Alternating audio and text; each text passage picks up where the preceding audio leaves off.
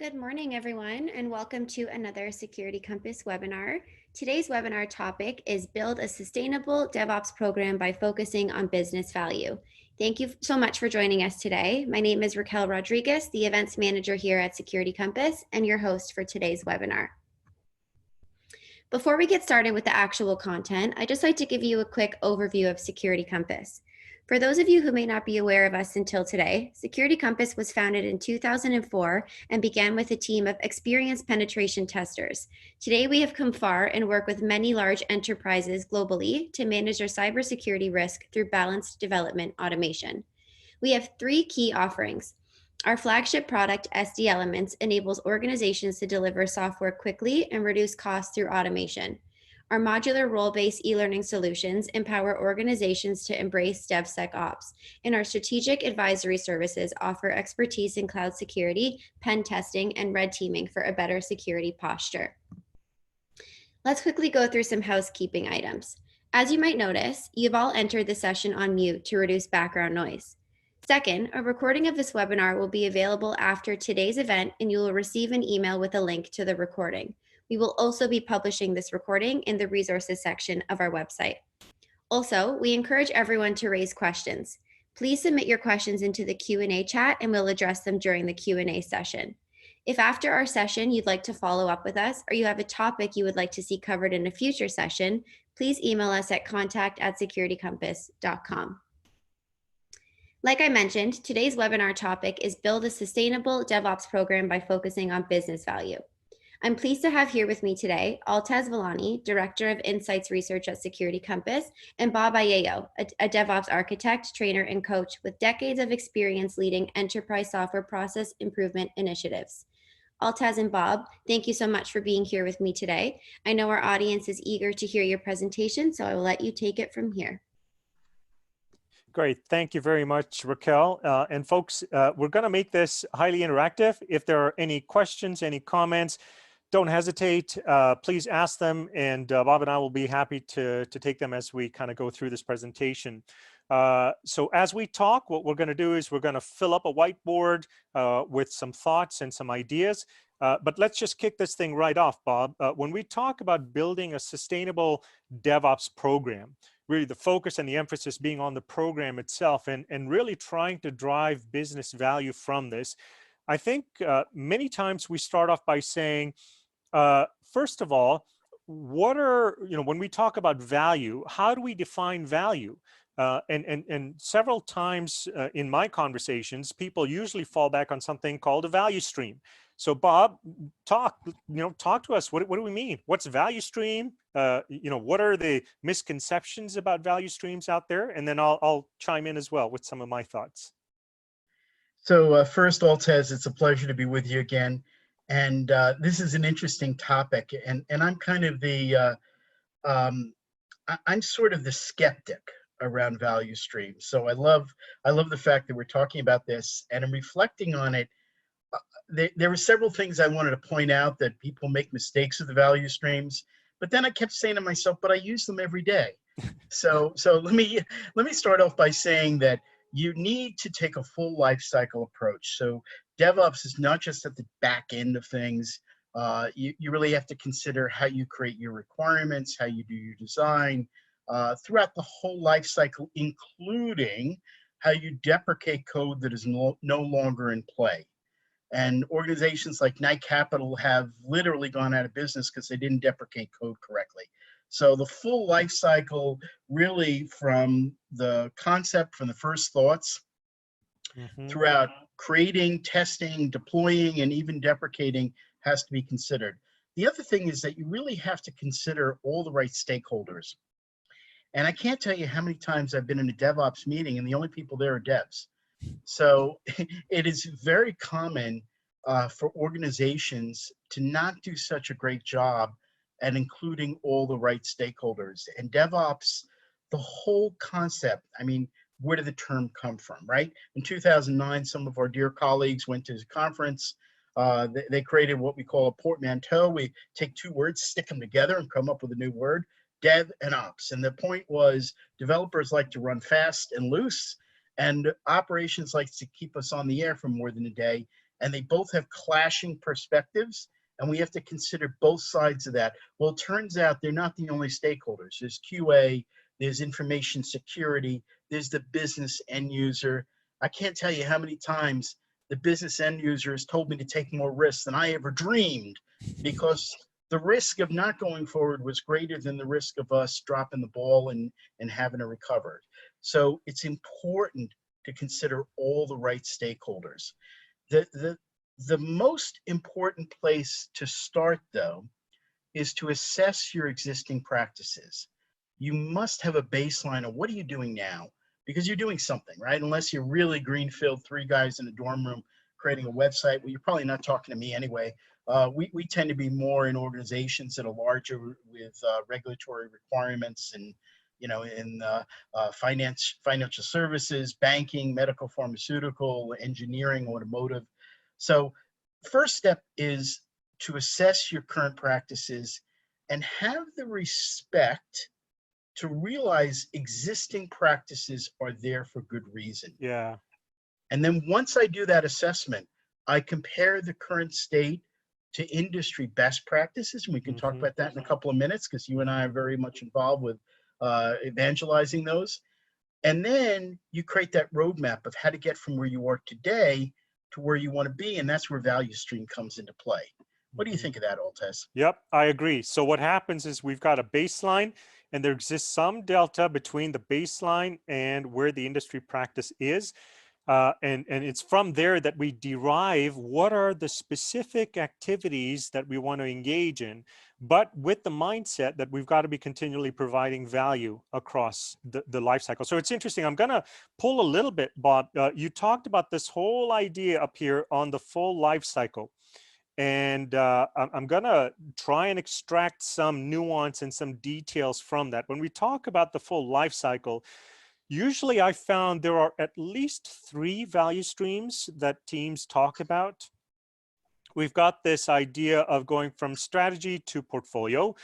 We've got something that we usually look at from a DevOps standpoint is requirements to deployment. And then we've got something around issue to support. You know, and each of these has a certain set of activities that we do. And each of these activities follows a certain life cycle. We do certain things. And as we're going through each of these activities, the focus, of course, is are we providing value across every one of these? So in the case of, let's say, strategy to portfolio, many times, the thought is, well, we're going to latch on to a business vision. The business will tell us what they're looking for. And based on that, we're going to now take everything we're doing in DevOps and map against that.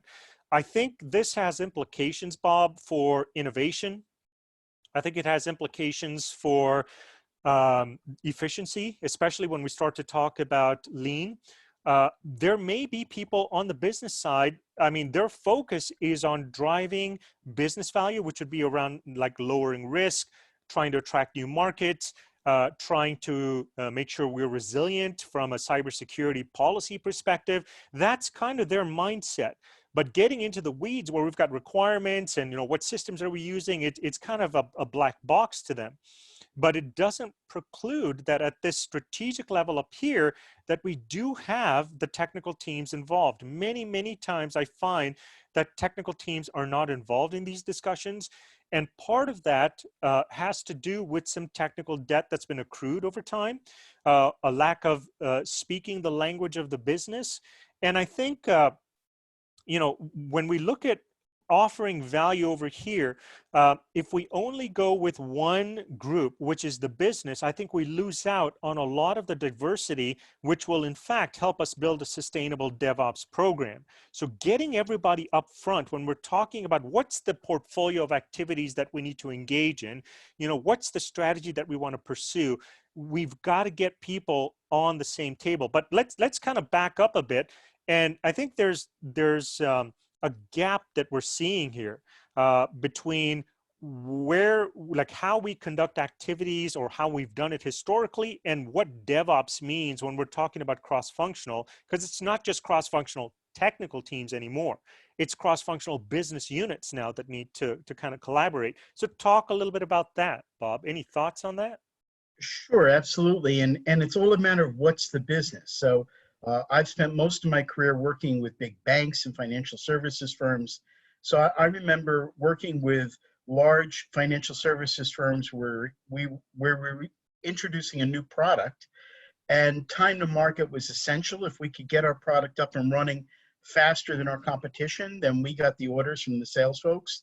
But if we had quality issues, then it was always a question of what's the risk of going live with a half-baked system Hmm. versus waiting till all the defects are out. But I Hmm. also want to point out, in recent months, a lot of DevOps has been used to help fight the pandemic. And I've worked with a number of organizations and been in touch with a bunch more through my broadcasting efforts, uh, where they've taken their products and on a dime turned them into different services that could help fight a pandemic. Yes. And from getting information to people about how to stay safe, from there's one organization I was talking to where they're actually measuring the virus DNA in wastewater so that they could identify a town that has a higher incidence of COVID-19 without having to test everybody.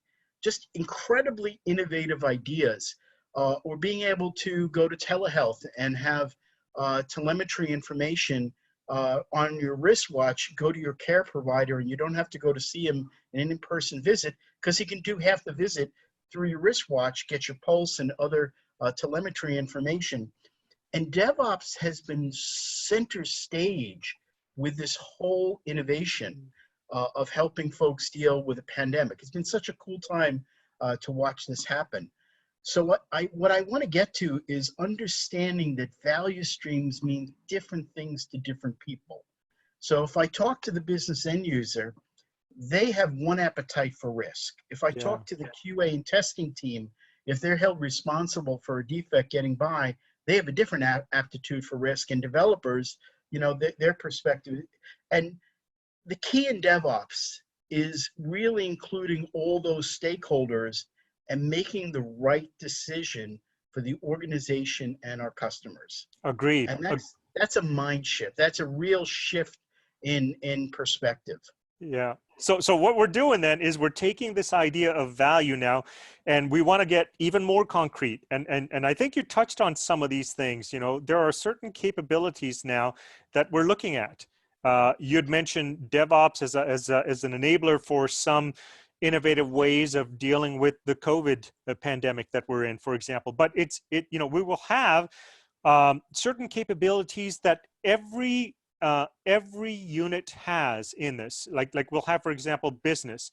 They might have capabilities around risk. They might have capabilities around revenue generation and finance and those kinds of things. Well, we'll have on the IT side, we might have things around security. We've got capabilities we want to build around project management. We've got, and so on and so forth. So we've got the value that we're trying to derive, but the way that we realize the values is by building in certain capabilities that will enable us to go in and now produce this value ultimately. And it is important to reiterate again, this is not just from a business perspective. It's also from an IT perspective. It's also from a security perspective, from a legal perspective.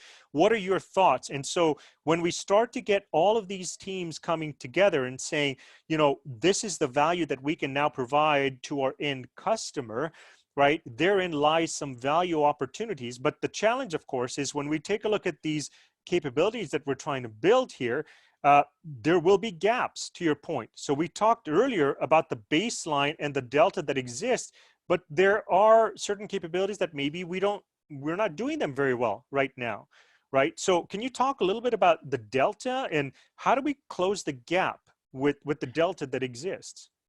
Well, you're a good straight man because that's exactly where I was going.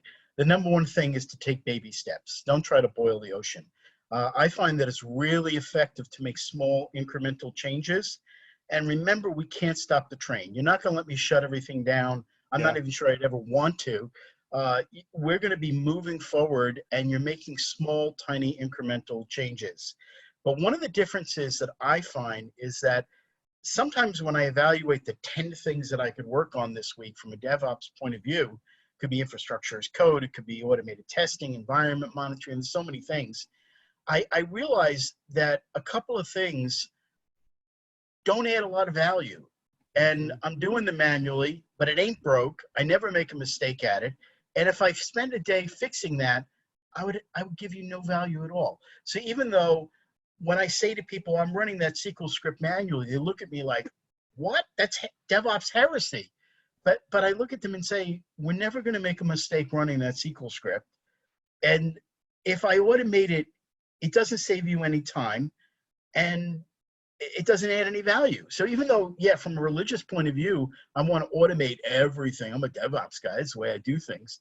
I have to think about what really adds value. If I can improve the way that we are promoting Docker containers, maybe that gives me back 2 hours every release. I've seen situations like that. Yeah. If I can automate my environment monitoring, then I can identify an event before this customer impact. Wow, that gives me real value. So I want to think about which baby steps to take. And I've got to be really careful about not getting pulled into the notion that I have to do things a certain way that other DevOps leaders advocate. Because a lot of times I find this becomes a religious discussion. And, you know, one of the things I often joke with people is that I know folks in the agile world who are very rigid. And it's almost very funny because they want to do agile in a certain way.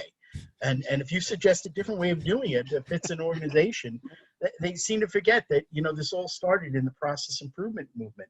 Yeah. So the way that I do approach this is I think about what can I do with the time I have and the resources I have that is going to deliver the most value. And the value in terms of speed, because I want to take a deployment that takes 2 days and get it down to 2 hours. And if it takes an hour, I want to get it down to 20 minutes. So speed is really important. Reliability is critical. We got to go to 0 defects, and 0 defects are quite doable. Security is really critical. We've got to make sure that we can identify if there's any unauthorized changes, whether it be through malicious intent or human error. If somebody hacks into a system, I should know through cryptography that a configuration item has changed that should not have changed, and be able to put down that baseline so that I return to a known state. That's all very doable with DevOps, and that gives me real return on my investment. So when I'm doing this, I try to think from a customer and technical point of view as well. I was joking with you that some folks who do value streams tell me not to do backups because they don't see any customer value for it. And, you know, sometimes they can not understand all the technical requirements there. Yeah. But I try to think a lot on what's going to give me back my real value for my effort, and make those changes in baby steps, incremental, and keep flying forward, and be prepared to change direction at any point if I need to. Yeah, I agree. So you know, we identified many different types of you know, value streams, and then we talked a little bit about how, from a value perspective, there are certain metrics that we probably want to consider. And now when we look at the capabilities, even in just what you have described, the capabilities come at different levels. We've got people who might say, well, we've got a development capability. Well, that's great, but tell me a bit more. Well, it's a Java development capability, and it's specifically, you know, Java testing capabilities. And so we kind of drill down, and we get both the specific expertise that's required, but we also have the broad perspective where we've got the diversity of the different point of views that come into this. So in there is a natural tendency to help manage the risk if we start to get different people looking at different things, right? And so now when we take a look at this, usually when we talk to teams, there's, okay, these are the capabilities we've got, and so we've got to make certain improvements now. After all, this is a program. We've got certain capabilities. We did a stage 1 of the program last year, and we're now in stage 2 of this program as an example. So somewhere in here, we're going to end up with some kind of a portfolio, some kind of list of activities that we now want to do as part of improving the process. So when we look at process improvement, in line with what our value proposition is, we've got to continually think about what we're going to do now to do better than what we've done before. Now, in DevOps, this is built in. You've got a feedback loop that comes in from ops back to dev and so on and so forth. But in my experience, and feel free to tell me if you're seeing something different, Bob, in my experience, if you start to get at the cross business level, this is oftentimes really difficult. It's usually you do something, you hand it over, and it's like, I'm done with this, and now it's your problem to deal with. But what are you seeing out there? Well, what I often see is certain patterns. One pattern is making things more complicated than they have to be. So when I look at the way a team is doing version control, if I see a branch off of a branch off of a branch, Yeah. then I can reliably predict that they're going to have problems with merges and have what's called co-divergence, which means they're going to make changes in such a way that they'll test it in one environment and the fix won't make it to production.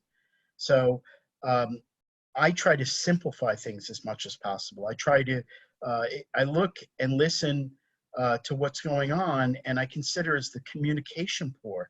What are the sources of mistakes? Why do people make mistakes? I mean, the Japanese have a word for this, which is muda, and it means waste. So what are the sources of waste?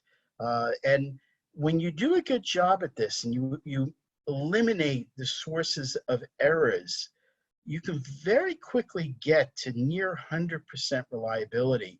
And that, a lot of folks may say that's impossible, but you know, I've taught this stuff to nuclear power plant engineers, and one nuclear meltdown can ruin your whole day. So they had to go for 100% accuracy. Same thing with life support systems. Many safety systems have 100% reliability requirements. Think about the GPS device that is used on a train, or self-driving cars that are emerging. You know, we have to get to a place where we have 100% reliability, and my position is it's very doable. And if we identify the reasons we make mistakes, or as the Japanese say, muda, then we can start to take those baby steps in the right direction and get to a place where we do achieve that 100% reliability. I've seen dramatic improvements in teams where they did a deploy every 3 months with 30 things got changed. They were down on Monday. We took them to doing 2 deploys a week. All the noise stopped, just stopped. And all we did was move them from doing one big bang deploy every 3 months to doing 2 tiny deploys during the week. We gave them back their weekends. Very few weekends had to be used anymore because we weren't always doing infrastructure stuff. And instead, we do a 1-hour deploy on a Tuesday night, 1-hour deploy on a Thursday night. Yeah, our cadence had to be fully automated because we're doing so often, but all the mistakes stopped. Yeah. And that's, you know, that's very, very doable. So you have to think about, what are your current practices? What's causing you to drop the ball? And then, you know, and then another thing, one of the DevOps principles, experimentation and feedback.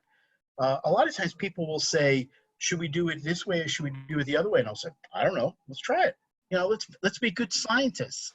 Let's do a nice experiment. We'll try it one way, we'll try it the other. And then, you know, usually before you get through the first half, you make a decision as soon as you start digging in, and it becomes a lot clearer. But now you've made the decision based upon facts. We run into this a lot with technical risk. We're adopting a new technology and we're all coming up to speed in say the new language. I mean, the one that I'm learning right now is React and React Native for mobile apps. And you're working with a new technology, you have to get up to speed. You don't know all the answers up front. It's the first time you're working with that technology. Or think about the first time you work with Docker containers.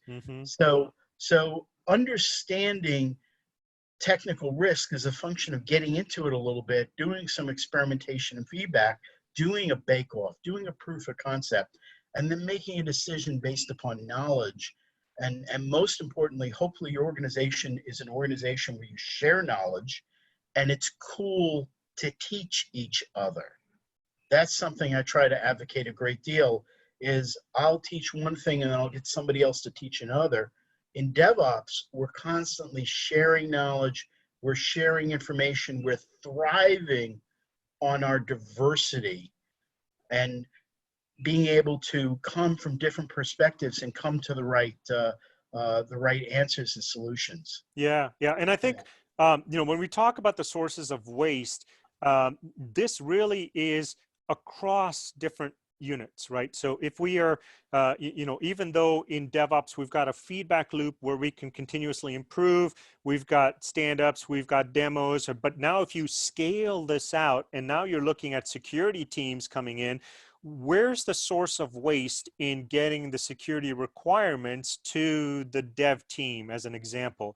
And now when we talk about the stream of activities, what traditionally is viewed as being just a dev and ops, and this is all we do, it's now, security and legal and compliance, and they've got their activities that need to come into this now together. So when we talk about the sources of waste, it makes sense when we talk to the business, it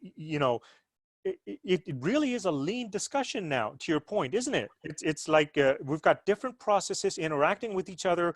Software is critical to pretty much every business today. So how you conduct your software development and how you manage your software becomes a critical key element of the value that you're going to provide to the market, to your customers. So from that standpoint, I'm seeing, there's room for improvement, right? We've got dev Sure. teams that have capabilities that are strong on the technical side, but not so strong, for example, on the compliance side. But we've got another team that's bang up on that stuff and they're willing to come in.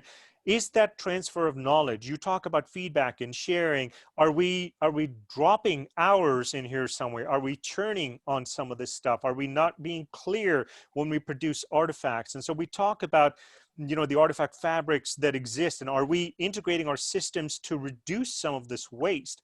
But from your perspective, putting this and making this really practical, when we try to identify the sources of waste, are there certain techniques that you've seen that work really well, like a SIPOC table or a process flow diagram or some lightweight way of doing it? Like, how do you determine what the sources of waste are here? How do you influence that? So one of the most basic ways is to transfer knowledge from one person to another. Now think about this for a second. We have a regulatory requirement in many industries for segregation of duties. Yeah. And a lot of developers just are very upset about that. They want access to production. They want to be able to own their code all the way through to production. But one of the things that I've seen is when a dev has to hand off their baby to an operations person, what happens there is there's a transfer of knowledge, and that information, the operations person doesn't know it as well because they didn't write it. Mm-hmm. They didn't learn the technology. They have to persist that information. So heck, we actually get something written down on a Confluence page. And the process of transferring that knowledge eliminates the dev going in and doing a quick fix because he forgot to automate something. So if I don't allow my developers into production, an operations person has to handle the deploy, a lot of times I'm going to find out there were little sources of error that the devs were covering up, and I'm not criticizing them. It's just a very natural thing to do. Yeah. Developers think in terms of getting things to work. So one of the cultural things I think you have to do is to transfer knowledge, and in that effort, you find mistakes and pitfalls that can be improved upon. So I often describe it as this: the developers run up the mountain the first time. Then they show me how they went. And I create a situation where we can run up the mountain each and every time without tripping. So the first time up the mountain, the developer is going to teach me. They're the ones learning the new technology. And then I follow along, but I make it a repeatable process. I make it a process that can be done at 2 o'clock in the morning without making a mistake. And I've been woken up in my sleep and had to do deploys for banks where I was only working with half my cognitive skills, and fortunately I had automated everything. So it was very easy for me to do. But I want to bring up a different cultural issue too, Altez, which I think relates here. A lot of organizations get into a mode of hiring people who all think the same. Mm. They have a corporate culture, and you walk around and you almost sort of like feel like everybody's talking the same, everybody's may even be looking the same, they're all the same age group. So organizations need to have a diversity of perspectives. Yeah. And that's really important. I don't see that happening today. So I think that's one of the challenges we have to be very careful about, is making sure that we have different people who think about things in a different way. And that's a cultural issue. It's important to have people that feel comfortable disagreeing, sharing their ideas. One of my daughters, my real geek clone, in fact, you know her from the standards work we do. And she's been told in some groups that they love the fact that she's coming from this as a young woman with a totally different mindset. And she points out things that some of the older people, didn't think of because they've been doing things a certain way. And she's coming at it with a fresh perspective, pointing out things that they didn't think of. So even though she's the junior person on the team, she's coming up with ideas that nobody thought of. You need that kind of organization where we have a free exchange of ideas, where we're looking to improve things, and everybody feels comfortable relating their views. Everybody feels comfortable saying if they made a mistake, and everybody feels safe marching in the same direction with each other. Yeah. It's when we talk about continuously improving, there's on the one hand looking at it from a process standpoint and saying, can we go faster? Can we automate this? Can we scale it? But there's another perspective that comes in that says, have you ever thought about doing it this way instead? Right. And Right. getting that different. And it's like, well, why not? Like that would solve a whole bunch of other problems that we've got. Right. Yeah. And I think that diversity, yeah, I agree. I'm finding that many times it's missing. And in fact, a lot of the material that I'm seeing out there is so focused on just the speed aspect and just how do we automate this. But what about looking at it, when we're deriving value, there's a proactive thinking, there's a critical thinking element to this. When you bring in security, you can't just automate everything and say, now we're going to test this. You're going to have to build security into this from the start. And if we're going to build security in from the start, you need a different way of looking at this. And the way that we've been doing it historically, if we haven't included security, we just may be blind to looking at some of these newer ideas that are out there. Same thing with legal that's emerging. Same thing with ethics that's emerging now. These are a whole bunch of these new areas. And it goes back to the discussion we had earlier on capabilities. So the capabilities if you come in with a DevOps mindset, even the capabilities that you're looking at are evolving.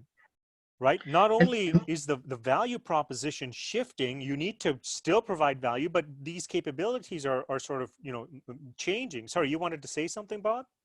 Well, I wanted you to define what you meant by DevOps mindset, and then I'll give you my thoughts on it as well, because it fits in. I Sure. always, I like to challenge when we use a word, make sure everybody knows what that word means. So what do Yeah. you think when you say a DevOps So, mindset?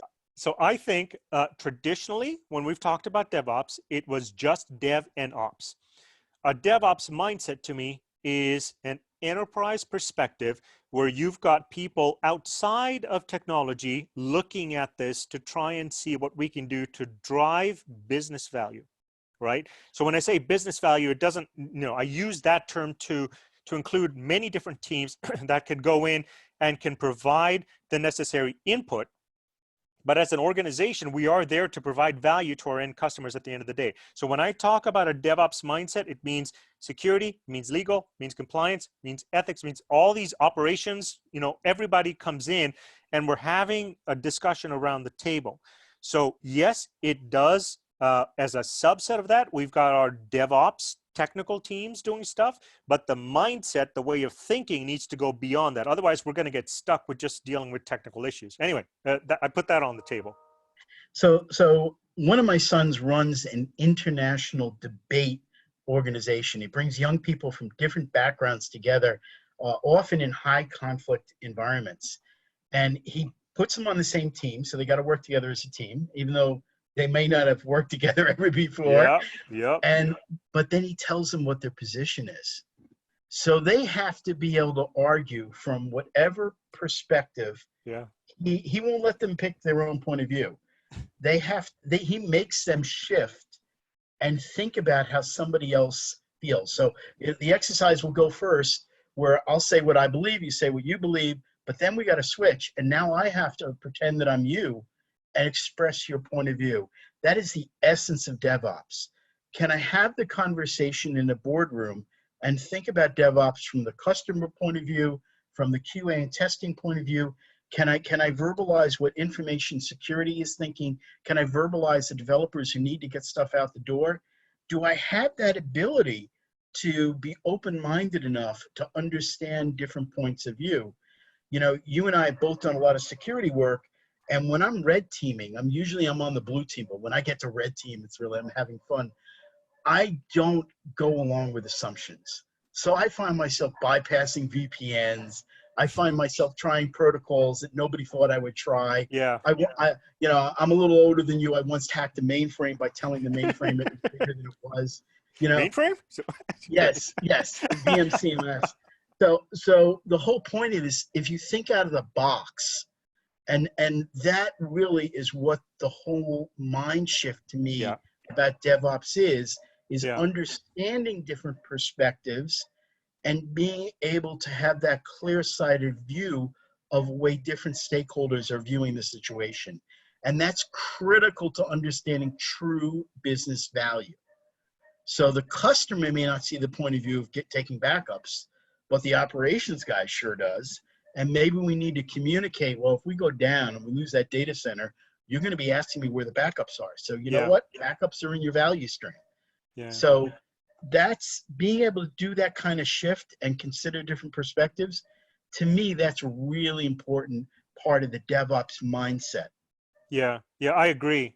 So you know, there's empathy that's built into this. When we're doing knowledge transfer, it's trying to understand the other person's perspective. You know, and there could still be disagreements. You know, there are some things where we look at it and it's like, you know, it's one or the other. We can try and do both. We can try and figure out a compromise between the two. But there's nothing wrong with contending for different point of views. And I think, you know, sometimes when we talk about we've got to have or foster a good culture, that somehow that implies that we can't contend. You know, and I think that if we don't come out and talk about some of these things, then we're excluding a big part of that diversity that's needed in order to go in there and drive some of this value that we're talking about here. And I think the other thing as well is the more we begin to empathize with others, we begin to understand from their standpoint how they're looking at the problem, and there's an implicit knowledge transfer now that occurs as a result of something like that too, right? So we kind of build this in, and we start to build the kind of culture that we're looking for from a DevOps perspective. Let's kind of dig a little bit deeper on this. Now we've got sort of the sources of waste, and we've identified what these are. We've started with value streams. We looked at our capabilities. Through the capabilities, we've decided, oh, we've got a portfolio of things that we need to improve upon, derived largely from sources of waste that we've seen.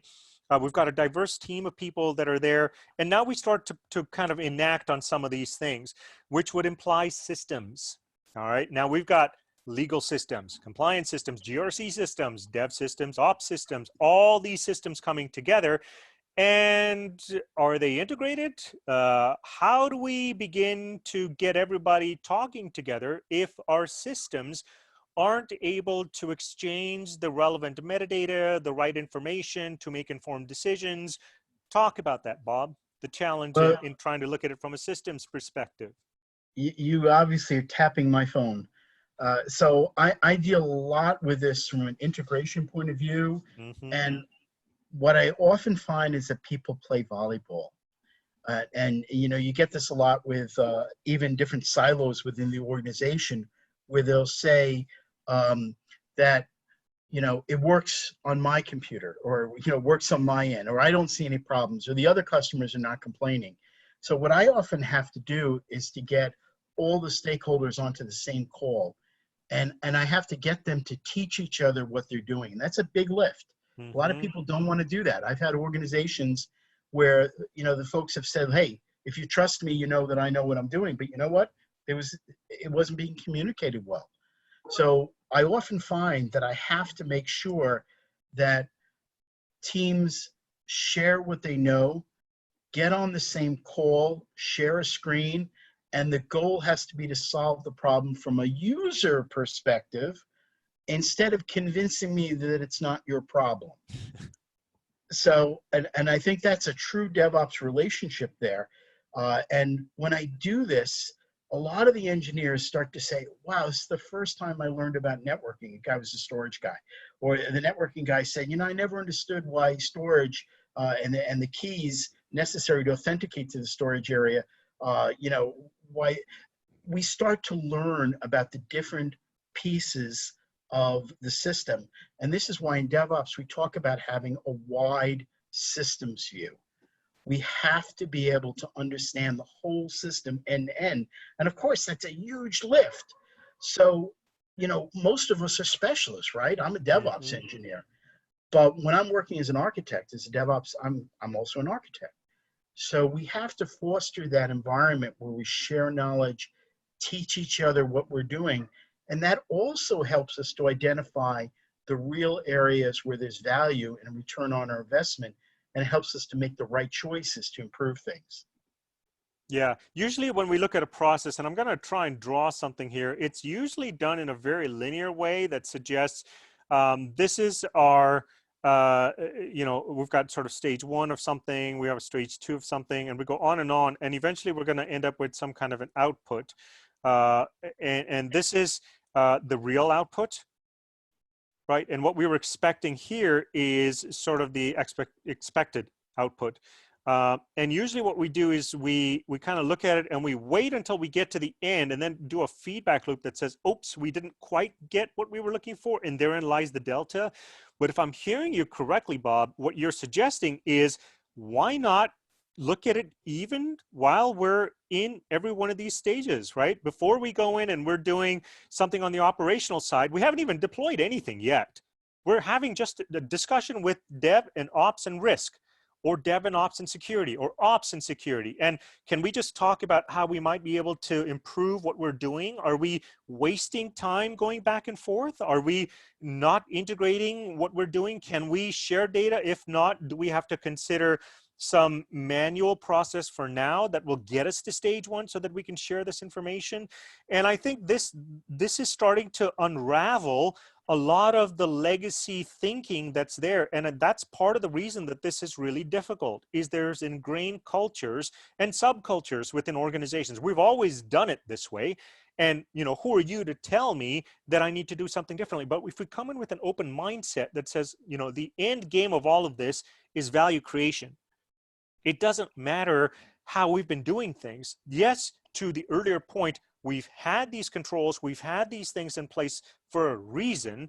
Are the assumptions that we built these controls around still valid at this point? Or should we be shifting into a different way of thinking now? You know, for example, some of the controls may be based on, we only deploy once every 6 months, maybe. We've had, you know, large controls, but in DevOps, we're trying to release potentially several times a day. So the assumptions that we had historically are no longer applicable. What are we going to do in this kind of situation? And it starts to get us thinking differently. But correct me if I'm wrong. I hope I didn't put words in your mouth, but you're suggesting that every step we're always looking at sort of the wide view and bringing teams together to think about their role in what they can do to help other teams. Is that Yeah, like accurate?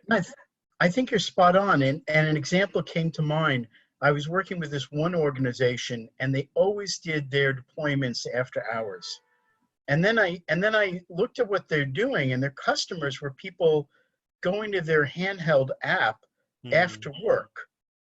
So it would have made more sense to do it at lunch hour when people weren't so likely to be using the technology.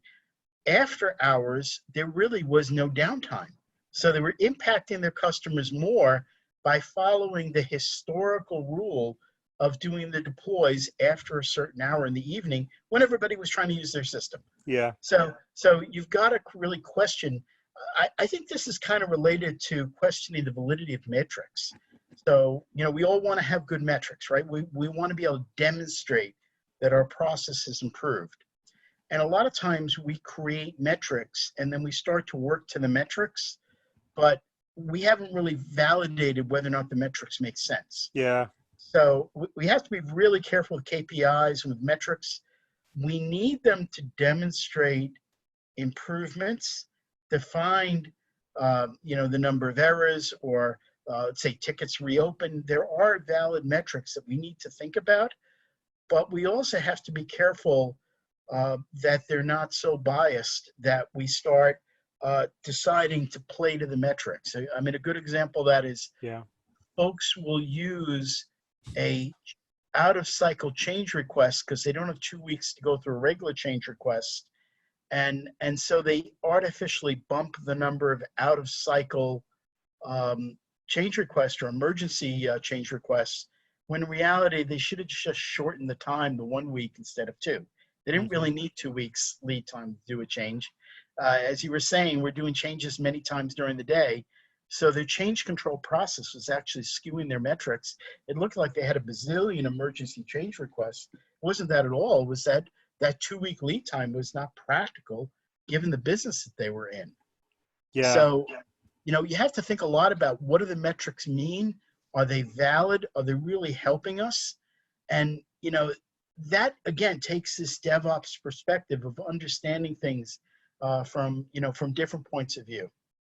Yeah, I agree. And there's, I think, a whole other conversation when we talk about KPIs and metrics and, using them from just as guardrails, which is good, which shows where in the process maybe we could potentially improve. But the minute it starts to flip into performance related metrics, then, the gaming can very easily begin to come in. And it's like, okay, how many test cases did you create? Well, I'll just create test cases if that's what you're measuring, right? But is there real That's right. value in doing that, right? So these kinds of things begin to enter in, and you have to really think, you know, and you don't need a lot of metrics really. Some teams will go overboard with this, but if you focus on what is really driving value, are we not able to meet that? Can we create a metric that will measure that we are improving against that gap? And once we've reached it, do we need to keep it? Do we need to create a band, guardrails on a certain threshold below which we shouldn't get? And, if it's, for example, focused on the customer, how quickly are we responding? How many requests are we getting? Do we have the bandwidth to be able to do that? Like that can inform additional discussions around training, around hiring, things like that as well. So let me kind of take it one step further now. So we started by talking initially about value streams. We moved to capabilities, from capabilities to portfolios, and started to look at how we can improve the process, how we identify sources of waste. And all of this, again, is driving the DevOps thinking to provide this business value notion that we're trying to move with. But at the end of the day, once we've gone through and identified these sources of waste, we're going to come up with a whole list of stuff that we need to do. So the next question is, all right, how are we going to prioritize this? We can't do everything, Bob. So what do we do? That's true. And I'll caution against just allowing the customer to pick the things they want. Because a lot of times it's sort of like saying to the patient, pick which operations you want. But the surgeon may say, well, while I have you open and I'm working on this, it might make sense for me to fix this other thing at the same time, rather than having a whole nother operation. So I find myself often being in that position where I'll say to someone, if I'm working on this part of the system, it makes sense for me to group in these other items with this, even though you don't rate them as high a value. Since I'm already there, it might make sense for me to include those items. So I think there has to be this blending of perspectives, both from the customer point of view of what are you going to really consider to be a value add, and also from the technical point of view. I mean, don't forget to do my backups, and don't forget to actually rehearse my restore procedure. So I find a lot of organizations do disaster recovery, but they never bother to rehearse it. So they have a limited exercise they go through so they can check off the box and say they're in compliance, but they've really never done a swing farm and come up fully live in the other environment. They haven't really tested their failover capabilities. So I think you have to think both from the point of view of what the customer views as being valid, but also with technical knowledge. And this gets back to the DevOps mindset of being able to include different stakeholders, include different points of view, and coming to consensus on the right approach. Yeah. So therein lies the balance then. So we go in there and we look at it from all these different perspectives. Makes sense. So what we've done is, I think so far we've now gone through from this vague notion of what value means to getting now to the end of this webinar where we've got a concrete set of items that folks going through this kind of a process can now derive. What are the things that we need to prioritize? How do we go in? How do we work on this? And again, the notion of value is built in. Not to suggest that everything we talked about today is going to be peachy. I mean, it's messy. Things don't always fall into place. Systems break down. People go away. People go on vacations, and so that kind of stuff is normal. But if we keep moving along this line and try to build in some of this thinking, when we talk about value, a lot of times the discussions around security and compliance and some of these other things, operational activities and SecOps, and it suddenly falls into place now because these are all valuable activities that we need to do.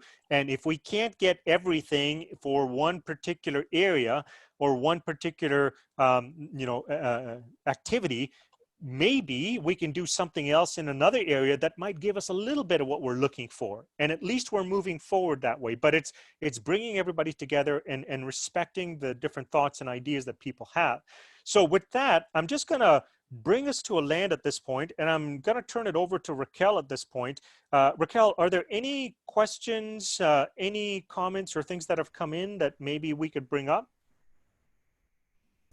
Yes, definitely. So we have a few questions that came in here and actually some comments. So the first one that we have here is, since we're talking about business value, does that imply the business owns DevOps? Bob? So I think in a very real way, it's a joint ownership, but the business in many ways does drive DevOps because they have to tell us what we got to accomplish, but we're also in a position to throw down the red flag. So we're first-class citizens. We're fully engaged, as is QA, information security, networking, infrastructure, operations. So I think what's different is that, yeah, there's a real focus on what's the business value, because that's, we got to think about what business we're in. And, are we making money? Are we running banks? Are we developing engineering systems? Are they safe, secure? So the business value is really the driving force. So in that sense, yeah, we're owned, but we're not silent partners. And this is not a matter of, if you outrank me, I don't get to, tell you you're wrong if it's in part of the area that I really know the most about. So it's really important to have that blend of understanding, sure, the business drives the value, and to that extent they own DevOps, but I also have a responsibility to make sure that you don't drive into a wall and do something you don't want to do. I'm really glad you brought that up, Bob. It just because we are in a business context doesn't mean that we just accept everything. I mean, the value comes in providing a different perspective on things. And many times I found that value comes in two forms, right? Either there's an assumption that's being made by someone that you need to clarify and say, hold on a second, that doesn't always work. Or there may be something totally off their radar, right? And they're like, wow, I'm sure glad you brought that up, because now, I'm thinking about this in a different way. There is a responsibility, for people who are in DevOps to go in, and as part of the value that they provide to the enterprise, it's making sure that we are thinking about the needs of the business. They don't know everything. I mean, there's a reason that there's a DevOps team. It's to go in there and to help enable the business. And they're not pretending that they know everything. What can you do to go out there and to help them better understand things? And I think that kind of valued knowledge transfer is vital to how we move forward. Yeah, in my practice, I'm finding that I'm facilitating discussions in many different places. You know, on one day I'm working with the developers and I'm helping them figure Yeah. out how to do more effective branching. Then I'm working with the QA and testing team and figuring out how to help them engage better with the developers so they understand what they're testing.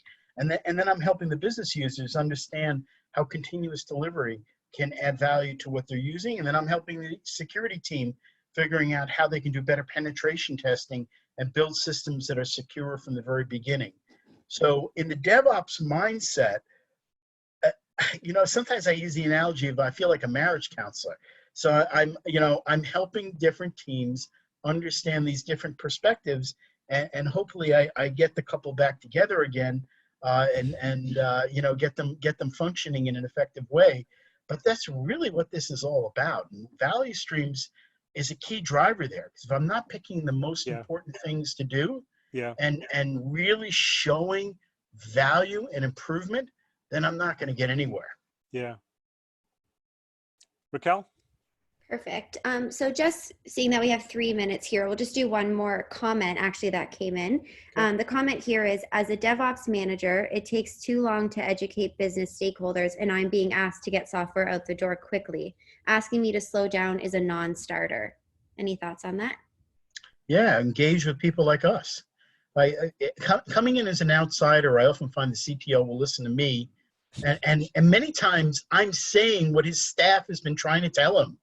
But for some reason, when you're an outsider and you're coming in, people tend to listen to you more. And I often find that I'm pretty upfront with this, that I become a filter to eliminate a few, some noise, but I also become a voice for good ideas that were in the organization, but just weren't getting communicated up to the top. So I do think that there's a reason why, folks like Altez and myself, work as these outside advisors and bring these concepts in. And most of all, the thing that I always circle back to is, start with that assessment. Identify where you want to get to. Take baby steps. Do this in an agile, iterative fashion. I've got nothing against waterfall. Waterfall, as it was originally envisioned, was iterative. But take those baby steps and head in the right direction and make improvements. Yeah, I'd like to add on your analogy of a counselor as well. It's if you're being asked to move really quickly, somewhere somebody's not getting what they're looking for, right? Bring these two people together, or two, whatever, a bunch of people, and just say, look, we're going to go down this path. We can do it. Here are the risks. Here are the options. And this is part of that responsibility that someone in DevOps has to bring out. It's not just identifying the problem, but give me the next step. So what can I do about this? And if you bring people together, there's an opportunity to have a discussion at that point. And I fully realize that this can get, political. You sometimes end up with people with a lot of influence and don't really have much to do with development, yet they will influence where development goes, and all those nuances come in. Bringing in external help can help you with that. This is part of augmenting your team with someone else. Perhaps, they can take the hit for you, so to speak. But it's trying to keep in mind, a couple of different approaches that you can use. I've used both approaches in my career, and both work, right? Sometimes there's just a misunderstanding between the stakeholders outside of the DevOps, and they're like, oh, I had no idea that this was going to happen, or this had such an impact like this, and it's tripling the workload on the support teams. I thought doing this manually was just peachy. I've got no problem. It's lowering my cost, right? So things like that can begin to happen as well. Raquel? Perfect. Well, thank you so much again, Bob and Altaz. That was a great session. Just let everybody know we do have webinars lined up for the next few weeks. So if you're interested in attending any of these, please go to the upcoming events and webinar section of our website to sign up. Also, if you haven't heard, we have officially launched our podcast, The Balancing Act. So make sure to check us out on Podbean, Apple Podcasts, and Spotify. We hope everyone found this presentation insightful. And again, we will be providing a link to the recording of this webinar to everyone here via email. Thank you again for attending. Stay well and safe and have a great day.